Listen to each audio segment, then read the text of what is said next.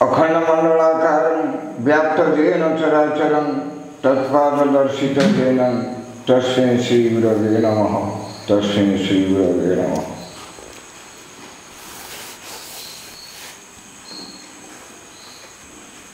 गुरु पूर्णानंद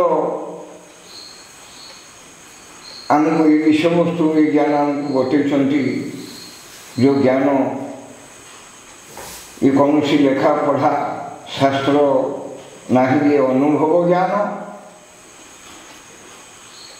ना दुर्लभ मनुष्य देह सकल सिद्धि अनुभव सूत्रे आत्मा राम को भेदी अनुभव सूत्र आम आत्मार विषय जानापी आम गुरु अनेक फार्मुला बतई।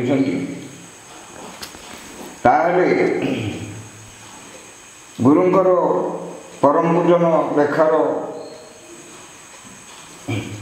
पदे चंद्र घरे जगिथिले नाम तत्व पाई राम को जपिण अमर हुई गोलाहाट शिखरे जे गगनर स्थान घटन पुरुष को सही ठारे चिन्ह उदयस्त मध्य तू नाम ब्रह्म ध्याई चाहता बहंता को रखिबु जगाई अनाहत घरे जे शब्द रही त्रिभुवन त्रय स्थान बासना नेउछि निराकार निरंजन देख तोर देही पलकरे ध्यान थिब समभावे सोई सकार मात्रारे नहीं मोकार रखिबु ओंकार शब्द को नहीं ध्वनि की जगिबु। ये पूर्णानंद पाठ ना आमे जेतरे अजपा मंत्र रे बसिबा सेतरे हमको सिद्धि प्राप्त होवा पई कौन नियम अच्छी कौ समय आम बसिले आमर सिद्धि प्राप्त हो ना से कहले चंद्र घरे जगिथिले नाम तत्व पाई राम को जपिण अमर होई एणु आमर नियला नारी चंद्र नारी से समय आम जदि योग करवा ताहले चंद्र घरे जगिथिले नाम तत्व पाई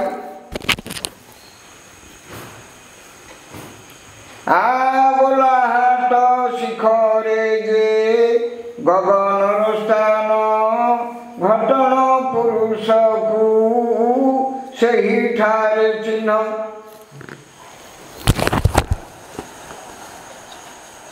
गोलाहाट शिखरे जे गगनर स्थान गोलाहाट कोटा ना गुरु जो सेटा तो गोलाहाट आ गगन कौन ना ता तलुक अच्छी गगन गोलाहाट शिखरे जे गगनर स्थान ताकू मुनि बतई देछंती गुरु निगम भुवने से गाई चरई बंकुनारे पिए पानी ननिशावर ने गाई रसयन गुरु से भी थिले जानी गोलाहाट शिखरे जे गगनर स्थान घटन पुरुष को सही ठारे चिन्ह किए घटन करछि ना जो ब्रह्म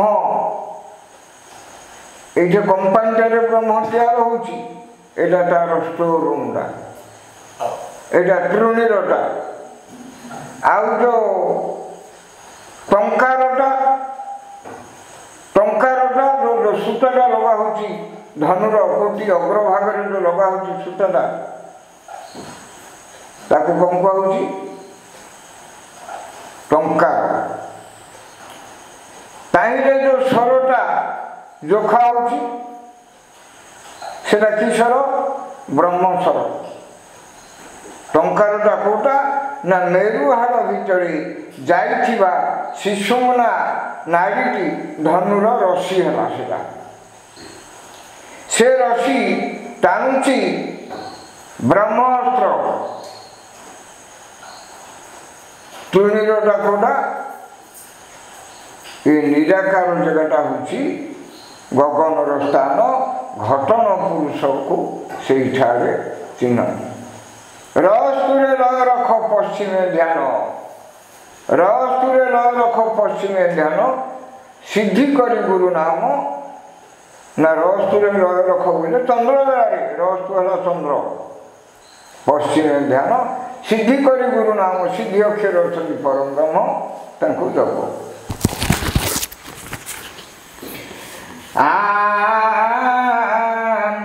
ଚାହାନ୍ତା ବହନ୍ତାକୁ ରଖିବୁ ଜଗାଇ ଅନାହତ ଘରେ ଯେ।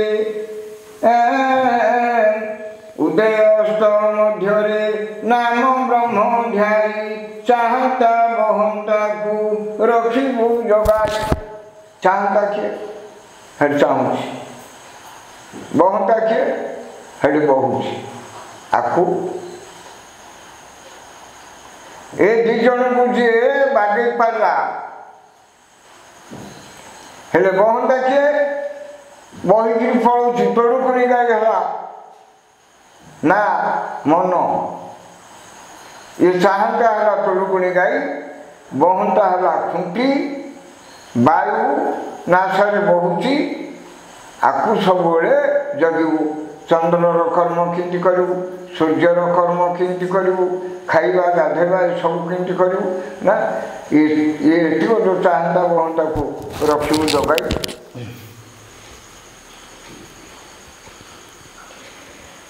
ନିରାକାର ନିରଞ୍ଜନ ଦେଖ ତୋର ଦେହି ପଲକରେ ଧ୍ୟାନ ଥିବ ସମଭାବେ ଧ୍ୟାଇ। ସକାର ମାତ୍ରାରେ ନେଇ ମକାର ରଖିବୁ ଓଙ୍କାର ଶବ୍ଦକୁ ନେଇ ଧ୍ୱନିକି ଜଗିବୁ। ସକାର ମାତ୍ରାରେ ହେଲା ଶରୀର। ଏ ଶରୀର ଭିତରେ 5 ମନ 25 ପ୍ରକୃତି। ଇଏ ତ ସବୁ ଉର୍ମ ଧର୍ମ ଜ୍ୟୋତି ଜଳ ମେଦ ମାଂସ ଶୁକ୍ର ପ୍ରାୟୁ ଉପସ୍ଥ ବୁଦ୍ଧି ବିବେକ ଜ୍ଞାନ ସବୁ ଯାକ ଯେଉଁ ଅସ୍ଥି ମାଂସ ରଜ ବେଜ କାହାର ଏ ସବୁ ଜିନିଷ ଗୁଡ଼ାକୁ ନେଇକିରି ରଖିଛି ନା ସକାର ମାତ୍ରାରେ ନେଇ। ଆରେ ତୋ ଦେହ ଭିତରେ ମଙ୍କାରକୁ ରଖ। ମଙ୍କାର ହେଲା ଜପ ମନ୍ତ୍ର। ଗୁରୁଙ୍କର ନାମ ସକାର ଘରେ ନେଇ ମଙ୍କାର ରଖିବ। ଓଙ୍କାର ଶବ୍ଦକୁ ନେଇ ଧ୍ୱନିକି ଜାଣିବ। ଧ୍ୱନି ଧ୍ୱନି ବୋଇଲେ ଶବ୍ଦ। ଯେତେବେଳେ ଶବ୍ଦ ତିଆର ହବ, ଧ୍ୱନି ଜାତ ହବ, ସେତେବେଳେ ଆବିର୍ଭୂତ ହେବେ ଓଙ୍କାର। ଆମ ଦେହ ଭିତରେ ଓଙ୍କାରଟା କେତେ ସମୟ ମାନେ ଆମ ଦେହ ଭିତରେ ଓଙ୍କାରଟା କେତେବେଳେ ଏକାଠି ରହୁଛି, କେତେବେଳେ ଅଲଗା ହେଉଛି ନା? ହଁ, ପ୍ରାଣୀର ଭଲ ମନ୍ଦ ପାଇଁ ମରଣ କାଳେ ତାହା ଜାଣି ନା। ଓଙ୍କାରଟା ସେତେବେଳେ ଯେତେବେଳେ ଧ୍ୱନି ଗୋଚର ହବ। ଧ୍ୱନି କେତେବେଳେ ହବ ନା ଜୀବନ ଯେତେବେଳେ ଛାଡ଼ିବ।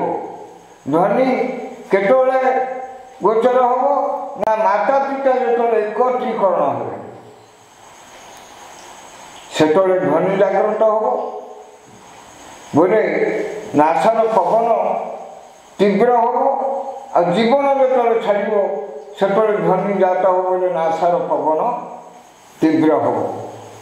ଏଣୁ ଓଙ୍କାର ଧ୍ୱନିକି ନେଇ ଏ ଜୀବ ମୁକ୍ତି ହବ। ଏଣୁ ଏ ଜୀବ ତିଆର ହବ।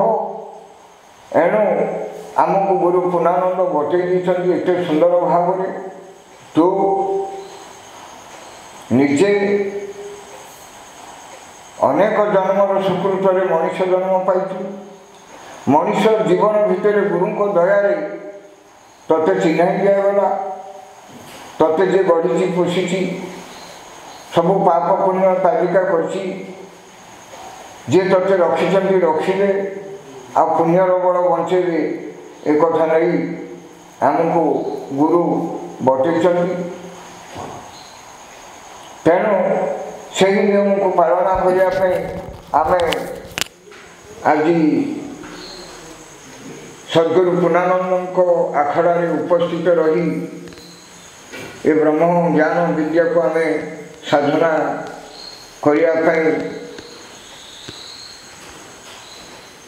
ଆଉ ନିଜକୁ ସୁରକ୍ଷିତ କରିବା ପାଇଁ ଆମକୁ ଯେଉଁ ସୂତ୍ର ଦେଇଛନ୍ତି ତାହା ନିଶ୍ଚିତ ଆମେ ପାଳିଲେ ଗୁରୁଙ୍କ ଦୟାରୁ ସମସ୍ତ ଆମର ଉପକାର ହେବ, ପରିବାର ମଙ୍ଗଳ ରହିବ, ସ୍ୱାସ୍ଥ୍ୟ ଭଲ ରହିବ, ଆଚରଣ ଭଲ ହେବ।